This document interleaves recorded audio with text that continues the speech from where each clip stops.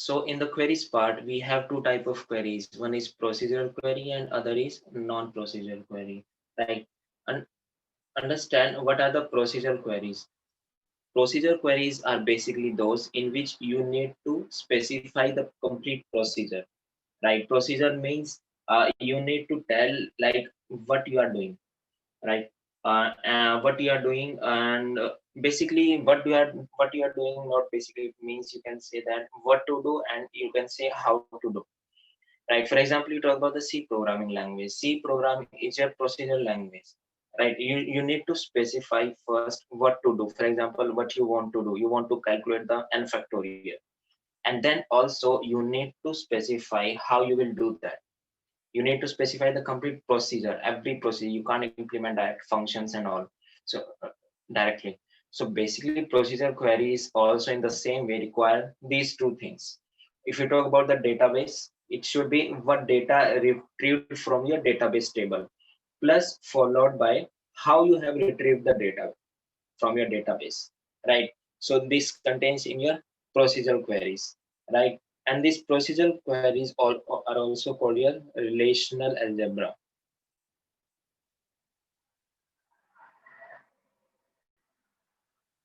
This is also called your relational algebra, right? Other is your non-procedural queries. So non-procedural queries only requires what to do. These are not requiring like how you are doing. This is not required here. Only require is what you are doing. For example, what data retrieved from your database table. That is for your non-procedural queries. And in this one, we will see relational calculus, right? Relational calculus here. So relational algebra contains everything, what you are doing and how you are doing. While non-procedural queries, say relational calculus will only say what you are doing, right? It's not bother about how you are doing.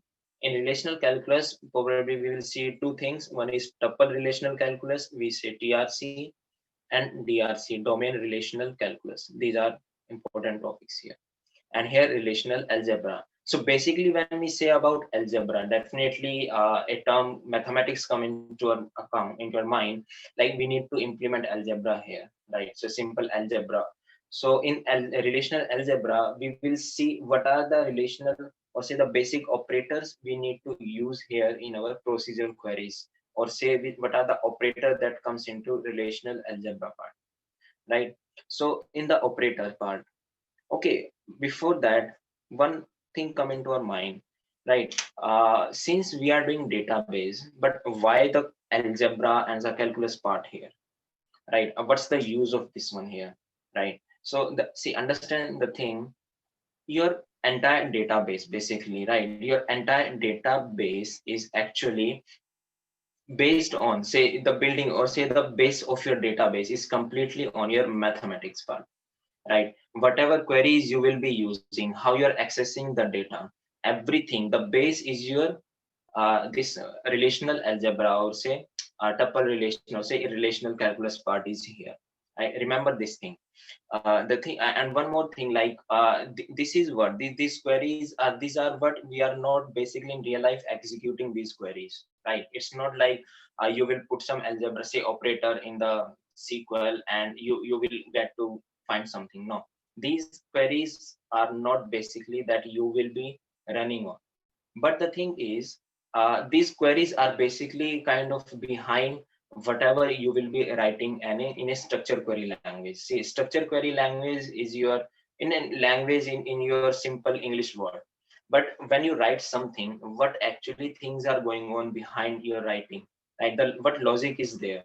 There is a lot of mathematics involved in that one, right? So that base is your relational algebra and relational calculus part here. So basically, see, understand the thing is right now, if you talk about database technologies, it's not only SQL. SQL is very old, right? Starting from 1970s and all, when boys could just invented, say, given the guideline of the database, right?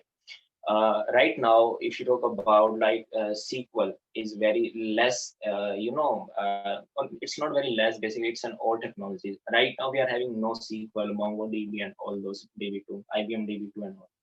Right. But see, any database technology you can use always have some base, right? There is some base on which you can just do whatever you can improve technologies and all. But definitely any technology you can use in men, but the base will remain the same, right? In the same way, this is relational algebra and relational calculus is base of your SQL, structure query language, or say the database part here, right? These will give you insight how your queries actually work in your database when you implement those queries, right? So we will start from this one, and after then we will go to the fundamental of SQL part. Once we have finished these two, we will cover both procedural and non-procedural queries here, one by one, right? So now when we talk about relational algebra, right? So in a relational algebra, as the word says, we will be having some algebraic operations here, right? Or say some basic operation. In relational algebra, we will deal about with two kind of operations, right? In the operation, we have different operators, right? The first one is your basic operations, right? You will be having some basic operations, and then you in this basic operations, there will basically definitely we'll be looking at operators part only, right? Operators basically perform certain operation, those we will see, right? And with those basic operators, when we perform some operation, with the help of this basic operator, we have some derived as well. We have derived operators, right? So with the help of those, we will see certain what are the operations we can perform, right? So we will see both of them. Okay, before that, okay, let me just write down here what are the basic ones. In the basic one, first is your projection, and we represent that with the help of something called phi. The second is your selection, right? Selection by sigma, you can see, right? Third is your cross product, or say sometimes you can say Cartesian product as well, same. So cross or say Cartesian product here by cross, right? Then you have in the basic part, the fourth one is your union, right? These are all mathematic operators only, right? But we will see how we can implement those mathematic operators in your database table, right? The fifth one is set difference by minus, right? Hyphen, say minus. And then you have something called rename operator by row, you can see. This is sigma, this is rho. So these are basic six operators we have here, right? And after say basic, we have derived one. We have derived operators, right? The first one is your in what we can say intersection, let's say. First is your intersection, right? Definitely this is the symbol, mathematical symbol you have. Then you have joins. This is a very important joins, right? In join, we will see there are many joins. This is the symbol we used to write this, like lines and then cross. And third is your division. With this symbol or like this mathematical symbol, right? So these are all the operators we have in a relational algebra part here. We will see one by one and see your entire SQL structure query language depends on all of these operators only, right? So basically you must have the knowledge of these operators. Only then we can move on to the structure query language part here, right? So one by one, we will understand each and every operator, how we used to implement and how these things works here, right? And one more thing for your knowledge, these first two operators are your unary operator, right? We will see unary. Obviously, you know what are unary and binary operator by means, but we will see in the structure query part as well. Your cross union and set difference. Set difference. These are your binary operator, right? And row is again unary operator, right? Okay. So let's see one by one what are these operators basically, and how every operator function in your database part here. Okay. So starting from your first operator, which is your projection, the basic operator projection.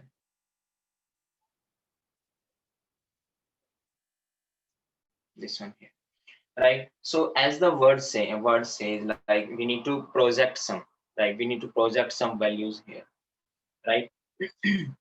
So always remember what is the work of projection is it retrieve attribute list. What attribute list from your table? Attribute list means whatever in your table, right? Let's consider a table. Okay, with the help of that we'll understand. Let's say this is my employee table. We have employee ID. Let's say we have employee name, and you can say the is, right? Now let's say employee ID is 123, right? The name is, let's say, A, B, and some name A. Okay, fine. And let's say 30, 35, 31 are the age of the employees, right? So what projection says, it retrieves attribute list from the table. For example, you want to show the employee, all the employees in your organization, right? You want to reflect all the employee IDs, right? So what you can do, you can project employee ID here, right? How to project them, right? Let's say example, we can write retrieve employee ID from employee table, right? So how you will do that? First, write the table name. Obviously, see, there is a mechanism, there is a procedure that you need to follow when we are starting writing this relational algebra till the end of the sequel. In between, we will go through TRC and DRC as well. There is a certain method. It's a kind of process. It's not standard, but this process is very helpful. If you will follow that, it will be very easy to understand, will be understandable, and every writing, every query, we're going to follow that. Okay, we need to find employee ID from the employee table, right? So just a basic thing, if you want to get employee ID, first you should have the table, right? First you have the table, only then you will be able to get the employee ID, right? So first write the table name. Let's say employee is the table. This is what I have got the table, and now I want to project or say retrieve employee ID. So what I will do, I will write by here, and in this way here we will write the attribute name that we want to retrieve, that is EID. So this is how we write the expression for projection here. When you will what should be the output of this one? The output of this one will be employee ID and all the values of employees here, employee ID. So this will be the output for this query, right? In the same way, okay, in the same way, if I want to ask, like, retrieve EID and ename from employee, we are asked to retrieve employee ID as well as employee name. So what query will write? First we will write the name of the table, then we are asked to project how many attributes? Two, EID and ename, right? It can be attribute or attributes. Obviously, we can fetch more than one attribute as per the requirements, as per the requirement of the question, right? So, but we'll write again project by here, right?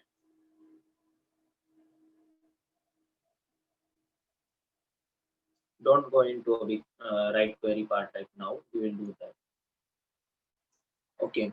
So we want to reflect EID and ename, right? So here you write EID, comma, right, ename.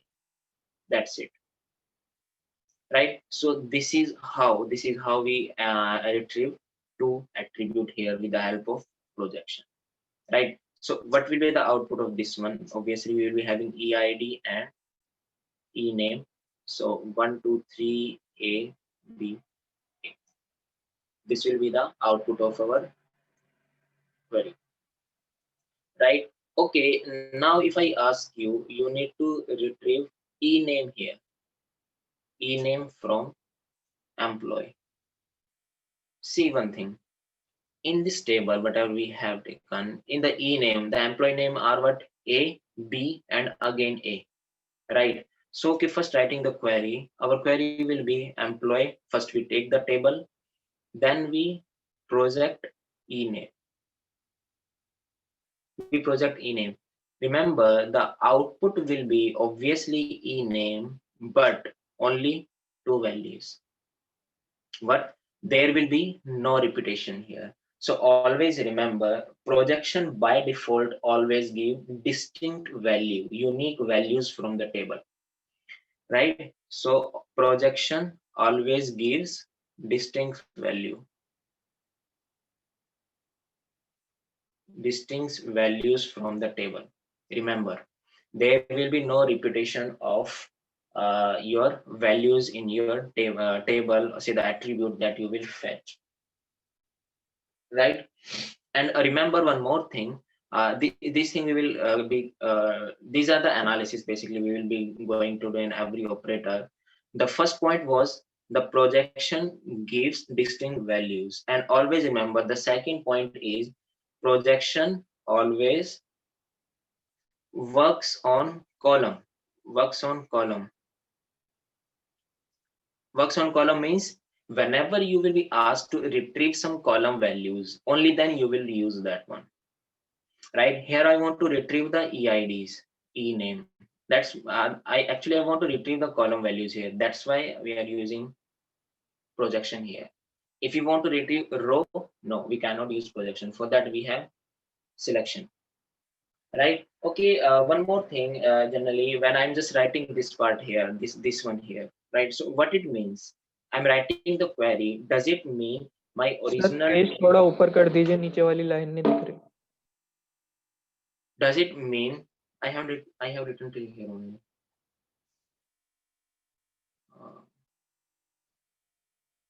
Okay. This is just a question. Retrieve attribute value. Not this. Just heading of this one, right? We have started from here. So okay, right. So what I was just saying. Projection always works on your column here, right? Uh, yeah. So I was saying, like when we put this query, right, and we get this result as only two attributes here. Does it mean we have modified our original table? No. So always remember, when we are writing some query, right? Actually, we are not actually dividing our base table, right? It's not dividing. We have kept this part here, this part separately. No, our base table remains the same, right? We are just fetching some attribute values only, right? We are just fetching those values. Fetching those values means projection, means you are displaying on the screen. That's it, right? So this is what your projection operator is about, right? Remember these 2 points. Projection give distinct values, plus projection always works on the column here, right? Okay, move on to the next point here, the selection. Okay, we can probably work on the same part here, same table. The second is your selection, sigma, right? Okay, for example, just take the previous table. We are working on the previous table only. Okay, we are on this table. Now, our question is, you need to retrieve name of employee whose ID is 2. You need to retrieve the name of the employee whose ID is 2. So according to the table, what should be the answer? ID is 2, right? So employee name is what? B. We should get the answer B here, right? So understand now how we will write the query for this one. I'm just writing these steps. You can just see as a reference basically. This step I have already previously discussed in the projection one. First, select the table. Right. First, select the table. See why I'm writing this one is right now we are having only single table, but probably when we move on to the complex part, you might be having 3, 4, or 5 tables. So this become very important for you to which table you want to select first, right? So that's why first we need to select the table, then see, understand the logic, right? See, in the SQL part, or basically this one writing the query part, you must have, see, all of to everyone I'm just saying, you must have, or say you should have the visualizing power. You need to visualize when you will apply some queries on the table, what output you will get. This visualization will be very helpful, so very important when will we move on to our the complex part, the correlation, query correlations, and subqueries and all those, right? So you need to just visualize like what will happen, and according to that you will write the queries. For example, we want to select the name of the employee whose id is 2. So what I will do is first I have, okay, selected the table. Now whose id is 2, okay, id is 2, but basically now I have to select that row in which the employee id is 2.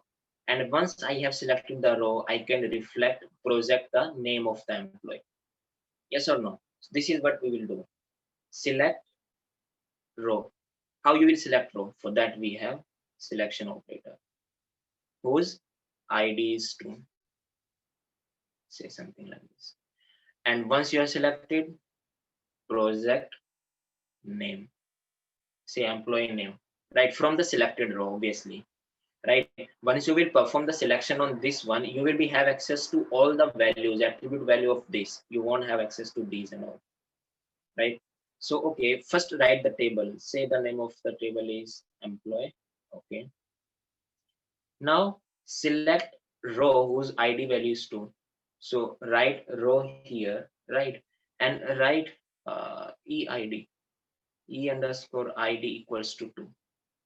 If you will write this one, the output will be 2b and 35, because you have selected complete row here, right? And then once you have done this one, you apply the projection and project whatever you want to project. Even you can project ename, or you can project age as well. Project ename.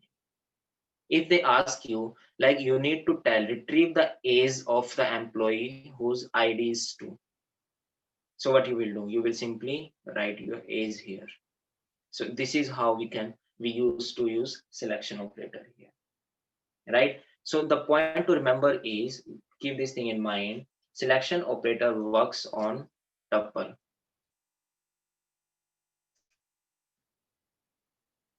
Works on tuples here, right? Okay, probably you can have something in mind. Okay, just try to think. If I write this situation, instead of writing this one, if I write first here, right? Let's say I want to fetch uh, the ename first, because I want the name. So I'm writing the ename first, and then I will project the employee ID equals to 2. So is this possible here? Just try to think, visualize. When you will write this part here, it means what will be the output of your this part of the query? You are simply projecting the ename, right? See here. You will be projecting, if I can accommodate it, yeah. So you will be projecting by this part, you will be projecting ename, this only. Your output of this will be ename, and then A and B, even not this A, because we know the projection gives you unique values, right? This. And after then you will try to implement this one. You will find out whose AID is 2. There is no such value here, right? You can say like, okay, I want to project this one with ename and age as well, right? So what's the benefit of this one? You can simply write complete table here. This will be complete table, and this complete part will become your this part, and anyhow you will reach here. After then, even you need to apply this ename. right? So the query should be efficient. Obviously, we will probably in your query correlation part, we will see the time complexity as well. For example, right now you have seen asymptotic notations, order of n and those, right? In the same way, we will see the time complexity in these queries as well, because since this is obviously another programming language, so probably you will be having their notations, time complexities and all, right? So we will see all those. So anyhow, our query should be optimized, and this is what easily you can fetch your name whose EID is true, right? So if I ask you to fetch the age, you write ename, comma, you can write age here, right? Okay, yeah. So this is what your selection operator we have, right? Okay, if you move on to the third one, once we have completed, we'll just revise all in once again, right? So the third is your, what we do, cross product, okay? Cross or say the Cartesian product,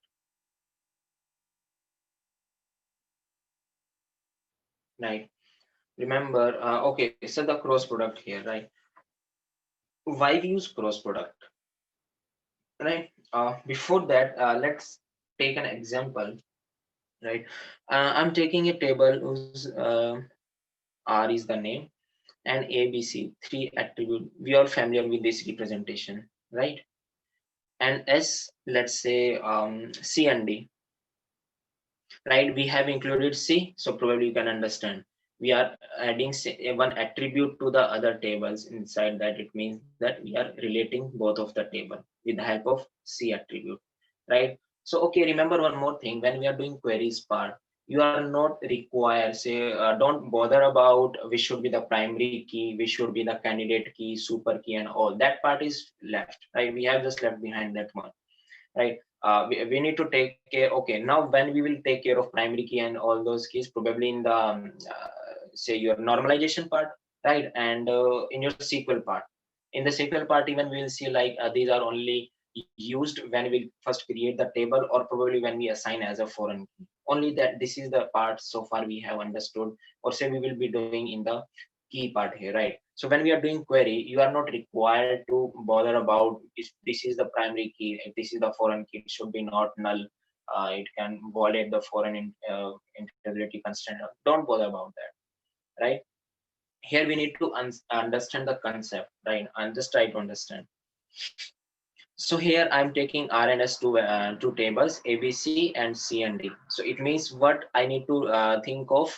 Okay, these two tables are in a relation with the help of C attribute. C is as a foreign key. Okay. Now, if we want to do Cartesian product R cross S, right? When we'll do R cross S, this will be again a table, right? After doing the Cartesian product, this will be again a table. Now, if this is a table, then how many, next question come in mind is, it should come, how many attribute will be there and how many tuples will be there, right? Number of attributes means what the term you used to call, that is what, arity, right? And number of tuples is your cardinality. So what should be the arity of R cross S? Remember, when you perform the Cartesian product between two tables, the arity or say the number of attribute will be equals to number of attribute of R plus number of attribute of S, those table who we are doing the Cartesian product, right? So if okay, if three attribute we are having here and two attribute we are having here, so after cross product, how many attribute will be having? 5. 3 plus 2. Yeah, this thing come in your mind like C is there and 2 times we will see that, right? First is your arity. The second is what should be the cardinality here, or say the number of tuples, right? The cardinality of R cross S will be equals to the cardinality of, or say the number of tuples of R into number of tuples of S, right? If we have 3 tuples here and if we have 2 tuples here, after R cross S we will be having 3 times 2, that is 6, right? Okay, let's understand with the help of an example here. Yeah, this is R, A, B, C. This is S, C, and D. Okay. So let's give some values here. Let's say 2, 4, 6, 7, 4, 3. Let's say 8, 4, 6 here. Now 6, 8,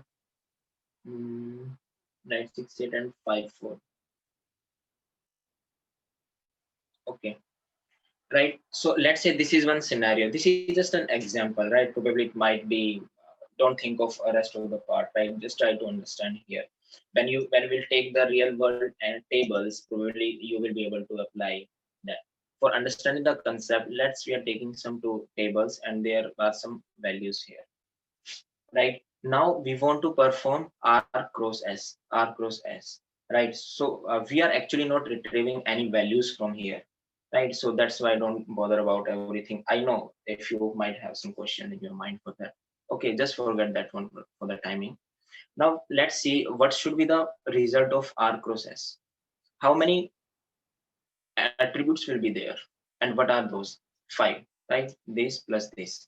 So A, B, C, right? C again, and then D, right? So this is what we will be having the number of attribute, right? Now about the cardinality, right? We are having 3 values here and 2 values here. 3 times 2, that is 5. It means what? For every row of this one, first row of R will having relation with every row of S. So 2, 4, 6, right? 2, 4, 6, and then 6, 8, and then 5, 4. So write 2, 4, 6 as it is. Right. Now see 7, 4, 3, 7, 4, 3, and 6, 8 again, and 5, 4. Right. 7, 4, 3 as it is. Now 8, 4, 6, 8, 4, 6. Then write 6, 8, and 5, 4. 8, 4, 6. So how many? 1, 2, 3, 4, 5, 6. 6 rows are there. Right. So this is what we will be having after doing the Cartesian product of these two. Say, remember, we have done this Cartesian product. Always remember in your SQL, or say when you will perform the Cartesian product, or say when you will basically do any of the queries in the real life scenario, this Cartesian product result is nowhere stored. It is nowhere stored.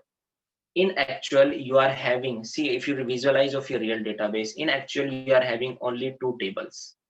There is nowhere the Cartesian product table value is stored or something like that, right? To retrieve the values of these two table, as a virtually you can say or think that we are first perform just a logic, a kind of logic, right? We are performing the cross product, and then probably on this table we will perform some actions. We will get some values, right? We are simply implementing our logic. We are not physically implementing our logic. We are just visualizing our logic to get the values. And remember, Cartesian product is very, very important. Why? Because what we are doing here is a relational database, and who's going to take care of relation? Cartesian product. See, the thing is, this thing can come into mind why we are actually using these two times here, right? See, understand, we have seen so far, and obviously to get some values from the table, say we want to get say if we want to relate two tables, definitely according to the code rule, right? We have seen the guideline of code, at least one attribute should be same. This is what, otherwise we will not be able to join, right? This is what said by the code. Having one attribute same is, that's why we have taken C 2 times here, right? Basically, obviously, these might be the same, but if you want to, and this is just the Cartesian product, right? And we want to relate them with the help of C only. These values are being related. You can just visualize this 8 is related with the help of this C, right? But also this value, if we are not writing this one, that means it means what? There is no relation of this one with this, right? There is at some point of time, right? So understand, not being so much confusion, this Cartesian product or say the cross product basically takes every value of this table, relate with every other value of this table. This is just right. So basically with the help of this one, we are making a relation. We are showing that, yeah, this is the table. This is the maximum possible situation that we can have in terms of table, right? See, understand real life scenario of this one, what it means. Let's say we have two tables. So far we are just talking about as an example. There is a table of student and there is a table of course, right? Performing student course means what? Let's say university offers certain courses, right, in a department, and let's say we have all the name of the students, information of the student here. S cross C, student cross course means what will the meaning of this one? It means that every student of this table relation is related with every course of this relation, right? Let's say KIIT University is having courses in different department, and there are, I mean, the courses number might be in thousands, right, from different branches and stream. So it means what? If we perform this one, it means every student is enrolled in every course here. This is what we are doing, right? So obviously this is not a practical thing, we can just say, and that's why we are not implementing, we are not using this one. We are just forming a logic with the help of which we can relate the tables. That's it here, right? So in the cross product, you need to keep in mind is how many attributes we have, how many cardinality, what is the cardinality of resultant cross product of two tables, right? And how everything we are doing here, right? So see, after the cross product, there is a we have seen like joins, right? There is another operator, joins here. Joins was in derived one, right? Joins was in derived one. We say that we are joining two tables. This is one table, this is second table. We are joining two tables, right? It means what? We are having some attribute in common, right? How you will judge or say how you will identify these two things are common, say attribute values are common, with the help of which you have made a join. How you will do that? With the help of this only. How? When C's values are same, basically you say this is joining. With the help of this, we will say like these are the parts, see these are the values which are common, and with the help of which we have joined this one, right? So every join or say whatever join we will do, basically we are joining two tables, right? So we will be doing joining operation only with the help of Cartesian product, right? For performing the any kind of join in your tables, Cartesian product is your kind of base. Once you will perform the Cartesian product, and then you will perform joins, whether it's inner join, left outer join, or whatever join we will see that, right? So Cartesian product is, that's why very easy. With the help of this one, you will define relation between your tables. So far we have seen in ER diagram, right? To define a relation, we simply represent that with the help of a diamond shape and say we are saying that it is related. Two tables are related with this one here, right? This one basically is what you are when you are doing the Cartesian product here, right? It means what? This one is every element is related to this one and this one here, right? So we will see whatever operator we will use, derived one. Joins is one of them, is a derived, right? And modulo, a division operator, intersection.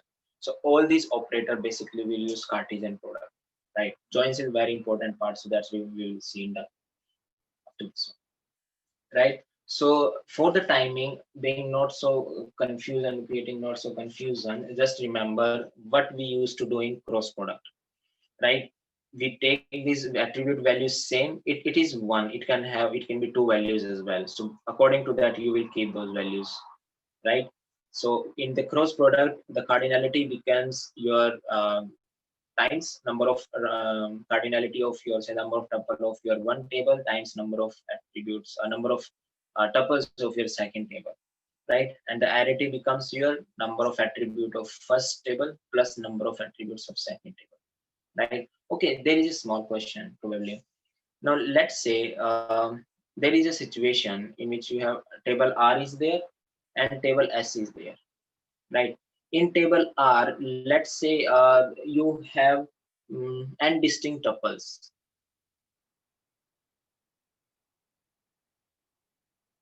n distinct tuples you have in R, right? And in S you have 0, no tuple, right? Probably you might have attribute, but there is no tuple.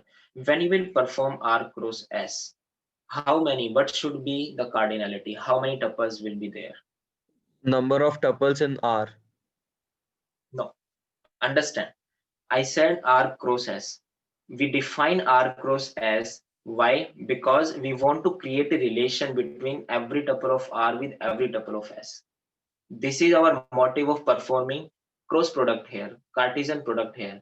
This Cartesian product is not your kind of the mathematical values we used to take 1, 2, 3 is one set and other set and we perform R cross.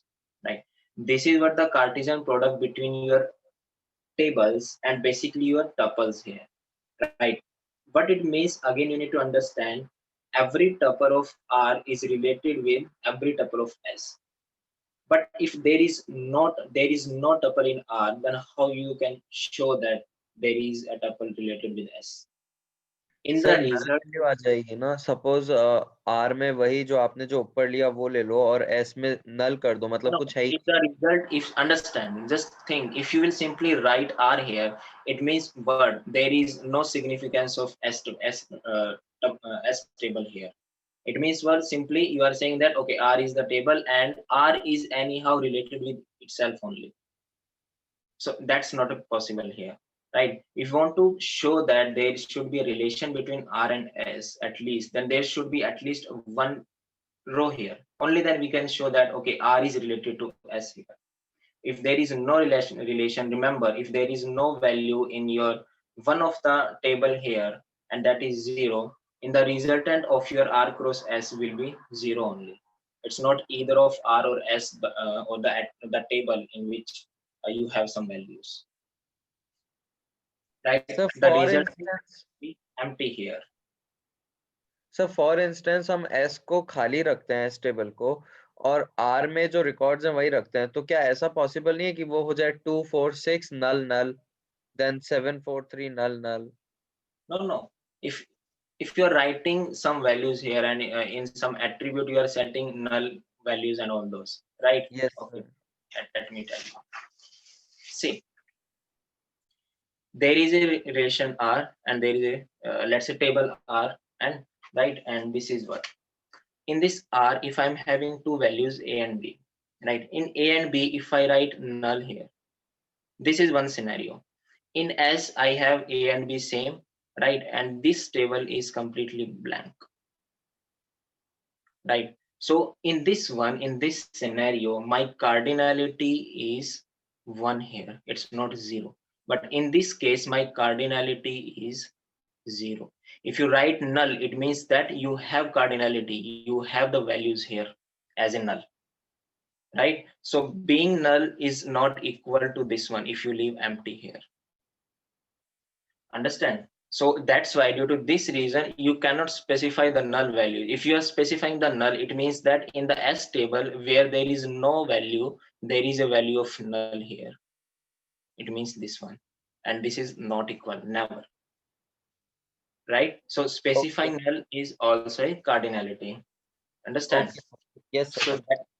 So that's why in this one, R cross S, probably when one of your value, or say the entity set is 0, you will be having a resultant 0, right? You cannot specify null. Specifying the null values means cardinality is the tuples cardinality is not 0, right?